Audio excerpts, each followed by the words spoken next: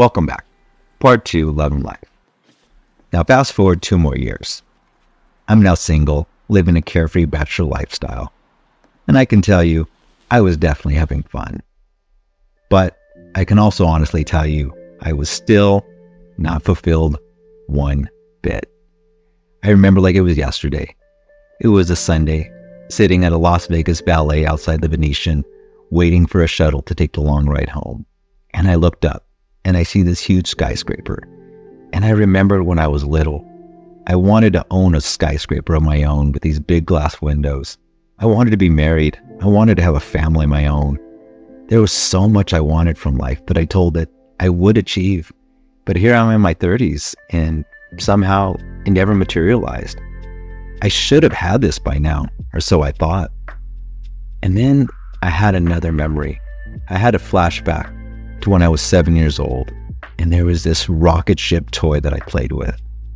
Now, as an adult, the thought of rockets didn't have too much influence on my life. But I remember I read somewhere that it could take 6 to 10 years to build a rocket ship. Now, that's a long time just for the building process. There's a lot of time, a lot of money, a lot of effort, and brain power expense just to build this rocket. Yet, this is the thought that occurred to me. Can you imagine how excited the workers, designers, the engineers, the fabricators, everyone feels when this ship is completed? Think of this sheer amazement and exhilaration. But imagine in your work, if your finished product or results aren't ready for 6 to 10 years, how many of us would give up with even just the first few months? Now follow me here, because this is the key point to all of this. Even after all of the hard work, all the effort, all the cost, the trials and errors, now the celebration, but one thing still has to happen for this rocket ship. It still must take off. It has to leave its current place where it has been in construction for so many years. After all these years of work and trial and error, that is just the preparation in building. This rocket has not yet done what it has been created to do. Now say that in a big loud voice to yourself. I have not yet done what I have been created to do. So many times we do all this work and get frustrated and stop because we think that's all there is. We build something not realizing that the real purpose has not presented itself yet. Just like that rocket, we see the new amazing world only come after it's been fully built and created. You can't enter a new atmosphere until your ship is fully ready and completed. At that moment, I realized I was still building my rocket. I felt this cloud lift off my spirit that day. Maybe it was fuel entering my soul.